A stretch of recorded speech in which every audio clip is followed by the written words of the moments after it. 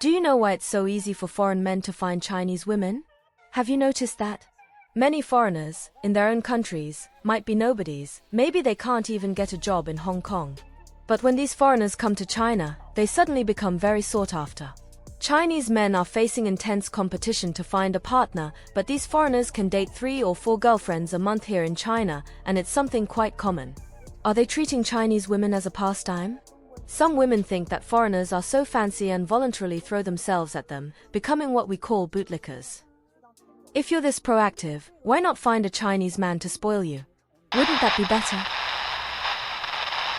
If you follow the channel, you may have noticed a similarity in the demands of most women who appear in the videos. A common demand among them is that a man should earn at least 300,000 yuan, with the ideal being around 500,000 per year. To put this in context, a middle-class person in China earns, on average, between 100,000 and 500,000 yuan annually. With an annual income of $48,000, an American positions himself at the lower end of the middle class in the United States, where the definition of middle class ranges from $48,500 to $146,000 per year for a family of 3. In China, about 30% of the population is considered middle class. Therefore, an American earning $4,000 a month would be in a financial position that exceeds the minimum income for the middle class in China, placing him at a higher level compared to most Chinese people in that range. This is a theory that suggests why Chinese women may be more attracted to foreign men. Does this make sense to you? Share your opinion in the comments. Why is it so easy for foreigners to date women in China, while it's extremely difficult for Chinese men to do the same? Some foreigners even date 4 or 5 Chinese girlfriends in a month, practically treating Chinese women as their pastime. Recently, there was a case online about a university student who became obsessed with a foreigner living in Africa, only to end up with a very tragic life. This is a pretty realistic reflection of the situation. Yet, there are still some women who believe that foreigners, because they come from abroad, are gentlemen, passionate, romantic, wealthy, and sophisticated, which gives them status. They willingly become what we call bootlickers. In reality, many of these foreigners are doing poorly in their own countries. Some can't even find a job, and that's why they come to China. You don't even need to talk about marriage, cars, houses, or dowries. Many of these foreigners will even split the bill with you at dinner. So why are they so highly valued in China? Because there's a part of these women whose vanity is fueling this phenomenon, idolizing foreigners and clinging to superficial luxuries. Have you noticed that it's really easy for foreigners to date Chinese women? But for Chinese men, getting a wife is harder than reaching the sky? Some foreigners can date multiple girlfriends in a single month, practically treating Chinese women as toys for their amusement.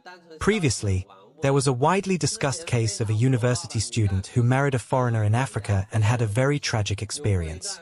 Even now, many girls still believe that foreign men are romantic, wealthy, and gentlemanly. With just a few sweet words, they dive in headfirst, unable to pull themselves out. Don't always assume that foreigners are rich. In fact, some of them are doing very poorly in their own countries. And you still expect to marry a foreigner and get a car, a house, and a dowry? Some of them won't even pay for dinner. They prefer to split the bill. In China, there's a portion of women whose vanity is really strong, which makes foreigners so highly valued here, and that's why they end up being deceived.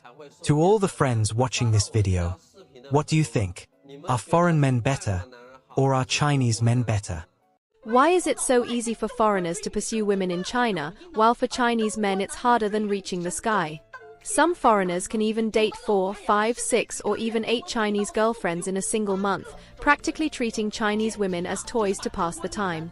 Recently, a widely circulated story online is about a university student, Chen Yi, who married a foreigner in Africa and ended up living a very tragic experience. Chen Yi was not only beautiful but also a good student, and she had countless suitors, but she rejected them all. She became interested in a black exchange student and, for love, decided to follow him to Africa. Little did she know that he already had 2 wives and 3 children. Once she arrived, her passport was confiscated. From then on, she could never return, living a life filled with challenges in Africa. Chen Yi's father tried everything he could to bring her back, but after seeking help everywhere with no success, he ultimately couldn't bear it anymore and committed suicide by drinking pesticide. This is a very realistic reflection of the situation. Yet, there is still a portion of women who believe that foreigners, because they come from abroad, are gentlemen, romantic, and wealthy, which gives them status. That's why they are willing to become what we call bootlickers. In reality, many of these foreigners are struggling in their own countries, some can't even find jobs, and that's why they come to China seeking a way out. Don't even mention dowries, houses, or cars. These foreigners will even split the bill when they go out to dinner. Why are they so valued in China? Because there's a part of these women whose vanity leads them to idolize foreigners, clinging to superficial things, which is why so many Chinese women get deceived. I want to remind these women, do we all understand that the grass isn't always greener on the other side? The men at home are the best, Chinese men are the best. Think carefully about this. Friends, what do you think? Frequently, some people in the comments ask me why I decided to marry a foreigner. I want to explain that. Before, I also had boyfriends in China. One of them really liked to play mahjong all night. Another one, who was younger than me, liked to go to bars to sing. And about my first love, he had violent tendencies, so I felt like I couldn't find someone suitable. I was worried before, wondering if my husband might be married or if he was a scammer. So, we only got married after knowing each other for 8 years, understanding each other during that time. After getting married, we argue because of cultural differences and living habits. We might argue even more than you do, but we never fight physically, and we never argue in front of the child. When we argue, we speak in English so that the child doesn't understand. For example, I like to dress the children beautifully, but he doesn't like that. He says the children should wear more comfortable and breathable clothes, which end up being quite plain. When it comes to food, I like to let the children try everything, but he doesn't want them to eat seafood because he fears allergies.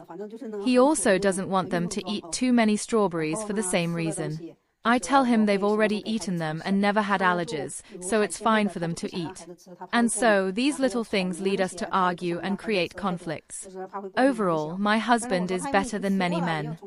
For example, he helps take care of the child and does household chores like folding clothes. He never lets me fold clothes because he says I don't do it as well as he does. He also never asks me to help him wash clothes. I only need to wash my own and the child's, and he doesn't let me hang the clothes to dry because he says I don't do it neatly. He is a person who pursues perfection. When he has free time, he takes us out to play, and it's not like some men who leave their wives and children at home and go out to have fun with friends. He never does that, and he doesn't drink or smoke. He only smokes a pack every 2 days.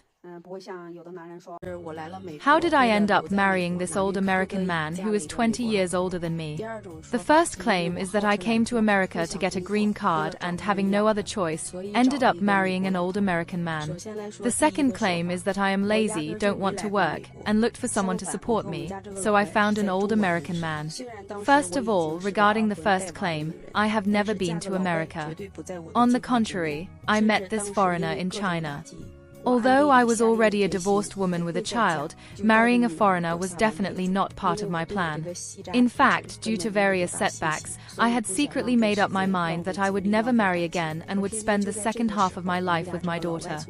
I had no confidence in myself, so I didn't want to waste time, energy, or emotions. Just at that moment, this foreigner appeared in my life. Faced with an American man who, except for being older, was excellent in many ways, I think not many women who are in a low point and vulnerable can resist, because receiving help in difficult times is much more precious than receiving help when things are going well. So, I chose this old American man without hesitation. He went to great lengths to bring me and my child to live in America and, no matter how difficult it was, he gave us a right to permanent residency in the United States. This is how I came to America, how I stayed in America, and how I married this foreigner. Now, regarding the second claim, that I found this old American man because I am lazy. In fact, it is precisely the opposite. It was after marrying him that I could be lazy, because he allowed me not to have to work outside, only to take care of the child. He also told me that being a full-time housewife is a very respectable profession. Therefore, I have known this foreigner for 7 years and I haven't worked for 6 years, but my life is completely stress-free, and that is what gives me confidence. I imagine some people might ask, do you really like this life?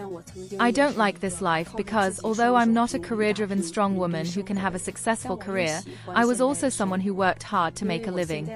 But I like the life I have now because this life is what I wanted most during the difficult times when I was working hard and struggling to live. At that time, I thought, when can I sleep and wake up naturally? When can I see expensive perfumes and skincare products in stores and buy them without hesitation? What I wanted most was to live with my child without being apart, without having to see each other only twice a year and spending just 3 months together in a year of 12 months.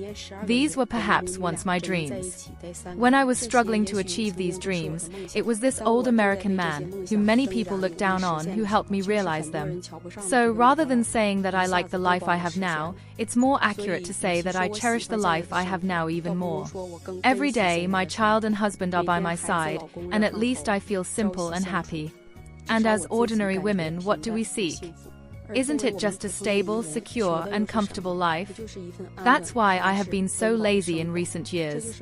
In summary, it is this old American man who has spoiled me. Why is it so easy for foreigners to pursue women in Shanghai? Meanwhile, for Chinese men, finding a partner is even more difficult. There's no comparison that doesn't hurt. Here in Shanghai, some foreigners can have 5 or 6 girlfriends in a single month, without repeating any. They treat Chinese women as mere entertainment, and these women don't even know what they're looking for. They think foreigners are stylish and, by taking them out, it brings status. Many women from other places come to Shanghai just to have more contact with these foreigners, thinking it's a cosmopolitan city full of resources. But in reality, many foreigners are struggling in their own countries. Some can't even find work and come to China in debt. Don't talk to me about marriage, houses, or cars, because for even splitting a meal, they already want to go Dutch. But for some Chinese women, this is considered chic, freedom, and equality. They say that people from Shanghai should meet each other, but foreigners get treated differently. For them, being blonde with blue eyes is enough to surpass millions in wealth. This makes us feel that, even as respectable men, it's hard to compete. Some say that Chinese men save money to buy a house, making sacrifices in their lifestyle, while Chinese women are not interested in that. On the other hand, foreign men spend their money, living a life full of passion and excitement. We work hard for a better life, while for women, this seems to mean nothing. The heart of women is like a needle at the bottom of the sea. We can't understand it. As a middle-aged man who has worked hard in Shanghai and achieved success, I give my brothers a piece of advice. We must learn to befriend wealth and unite with ambitious people. When you have a career, wealth, and status, there's no reason to worry about not winning over a beautiful woman. In Shanghai, stay tuned to the real estate market, learn a little about properties every day, and turn Chinese men into the targets that women all over the world desire. What do you think makes foreign men so popular in China? Let's discuss it in the comments section. I am Da Jun. Follow me for tips on buying and selling properties and to help you succeed. If you stop to think and put the numbers on paper, it might be cheaper to date a Chinese woman than a woman here in the West. I read the comments and noticed that the audience criticizes the high demands a lot, especially regarding money and the bizarre requirements of older women. But for you, living in modern society, there are only 2 options. Either you stay single, or you take the risk of dating, regardless of the demands. After this video, it became clear that, technically, the relationship between supply and demand between Chinese women and Western women, even with so many requirements, in my opinion, ends up being more worthwhile. But I prefer to stay single. I want to know what you think about this topic. Would you date a Chinese woman or one from the West? Or do you prefer to stay single? If you liked the video, give it a thumbs up, subscribe to the channel, and we'll see each other in the next video, where we'll discuss similar topics.